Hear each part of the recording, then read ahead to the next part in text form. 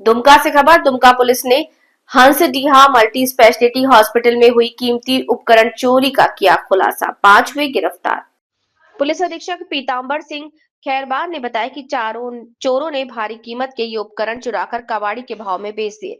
Police की तफ्तीश के दौरान गोड्डा से एक कबाड़ी कारोबारी और पाकुड़ से 4 अन्य आरोपी गिरफ्तार किए। सभी आरोपियों को न्यायालय में पेश कर जेल भेज दिया गया है। एसपी खैरबार ने कहा कि ये गिरफ्तारी अस्पताल और मरीजों की सुरक्षा सुनिश्चित करने तथा स्वास्थ्य सेवा से जुड़े उपकरणों की चोरी रोकने के लिए अहम कदम है। उन्होंने जनता से अपील की कि वे ऐसे किसी भी संदिग्ध गतिविधि की जानकारी तुरंत पुलिस को दे।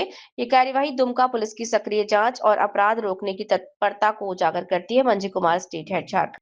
6 तारीख को कोविड अस्पताल हंसडीहा, उस हॉस्पिटल को कोविड अस्पताल के लोग नाम से जानते हैं। उसको जो देखभाल करते थे, देखरेख करते थे, जिनके जिम्मे था, वो वहाँ गए तो ताला टूटा हुआ नज़र हुआ आया। उसका विस्तार से देखे तो वहाँ काफ़ी चोरियाँ हुई हैं, जिसकी उनको पता चला। उसके आलोक में थाना को सूचना दिया गया और फिर एफआईआर दर्ज किया गया और अनुसंधान किया गया। वहाँ जाके तो एक बात कॉमन नज़र आई कि बहुत से सामान टूटे पड़े हैं, जैसे कि एसी का आउटडोर टूटा हुआ है और भी वायर तोड़े गए हैं, और जो स्विच डाला गया है बोर्ड में, स्विच बोर्ड, उसका भी तार निकला हुआ है।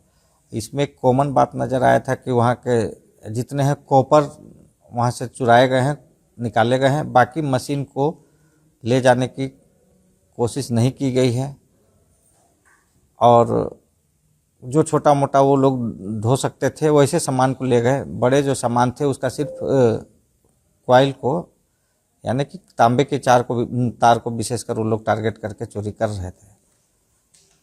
और इसका फिर हम लोगों ने एफआईआर दर्ज किया और एसडीपीओ जरमुंडी के नेतृत्व में 3-4 थानों के प्रभारियों को मिला के एक एसआईटी टीम का गठन किया और विगत दिनों में वहाँ की गतिविधि के बारे में पता करने लगे तो पता चला कुछ कबाड़ी चुनने वाले लोग दिख रहे थे जो आजकल नहीं दिख रहे हैं। लगातार कबाड़ी का काम करते थे, अगल बगल चुनते थे, वो लोग कुछ दिन से नहीं दिख रहे हैं। और कुछ तकनीकी साक्ष्य भी हम लोग एकत्र किए। उसके बाद कुछ उसमें बातें हम लोग को पता चला। संदेह के आधार पर कुछ लोगों को पूछताछ के लिए बुलाया गया और पूछताछ के क्रम में वो लोग सही जानकारी नहीं दे पाए, और इसी क्रम में पता चला, एक ने कन्फेस किया कि सर हम लोग के द्वारा चोरी का घटना किया गया है। उल्लेखनीय इसमें है कि एक ऑटो से ये लोग आते थे और हंसडीहा क्षेत्र में ऑटो को छोड़ देते थे, और हमेशा 5-6 लड़के लोग ऑटो से आते थे, डाला टेम्पो जिसको बोलते हैं। उसके बाद उसको छोड़ के इधर उधर सब कोई अपने ग्रुप में 2-2, 3-3, 1-2 जो जिधर सका उधर बोरा लेके कबाड़ी चुनने का बहाने से घूमते थे और देखते थे कहीं खाली जगह, कहीं कुछ नहीं है तो चुनने के साथ साथ वहाँ से चोरी की घटना को भी कारित करते थे। इसी क्रम में इन लोग को द्वारा बताया गया कि हॉस्पिटल में भी उधर गए तो वहाँ कोई रहता नहीं है। 1-2 बार जाकर घुस के देखा वहाँ कुछ नहीं है, तो ट्रांसफार्मर का वहाँ से कॉइल चोरी होने का सूचना मिला। तो उन लोग को पता चला कि वहाँ पर और भी बिजली का उपकरण है जहाँ तांबा मिल सकता है, और कोई वहाँ पर लगातार वहाँ पर थे नहीं, जिसका लाभ उठाकर ये लोग लगातार 2-3 महीना में बीच बीच में जाके वो लोग ऑटो से आते थे और पीछे साइड से घुस के अंदर घुस के आराम से वो लोग तार को निकालते, उसके बाद किनारे ले जाके तार उर जला के उसका कॉपर निकाल के ले जाते थे। पूछताछ के क्रम में यह भी पता चला कि गोड्डा में एक कबाड़ी का काम करने वाले हैं जिनका नाम मोहम्मद एहसान दानिश उर्फ मोटा भाई है। इनके पास से ये लोग तांबे का तार को बेचते थे और अन्य कबाड़ी के सामान बेचते थे, जिसमें एक जिस टेम्पू से आते थे वो लड़का मिला है, और उसके फादर भी पहले चोरी के केस में, कॉपर चोरी के केस में पाकुड़ जिला से जेल गए हुए थे। इन तमाम कड़ी को जोड़ा गया, उसके बाद अनुसंधान किया गया तो ये सफलता मिली कि और उसमें जो चोरी किया गया था वो उस कबाड़ी वाले के यहाँ पर हम लोग सर्च किए तो उसके गोदाम में कुछ सामग्रियाँ मिली है, जैसे कि करीब 12 किलोग्राम का कॉपर तार और जला हुआ 1.5 किलो कॉपर तार, जिसका ऊपर का जो वायर का ऊपर कवर रहता है उसको जला के निकाला गया था। और साथ ही अन्य सामान जो है इसमें एसी का प्लास्टिक ढक्कन, कुछ चीज़ें ये लोग यहीं पर निकाल लेते थे और जो छोटा सामान रहता था उसको साथ में कबाड़ी के रूप में ले जाते थे। तो इस तरह का काफ़ी सामान मिला है। बैगनी रंग का DVR 3 पीस है, मल्टीपेयर मेटल सफ़ेद रंग का 7 पीस है, BP मशीन 4 पीस है। इस तरह अन्य सामान वहाँ हम लोग को बरामद हुआ है।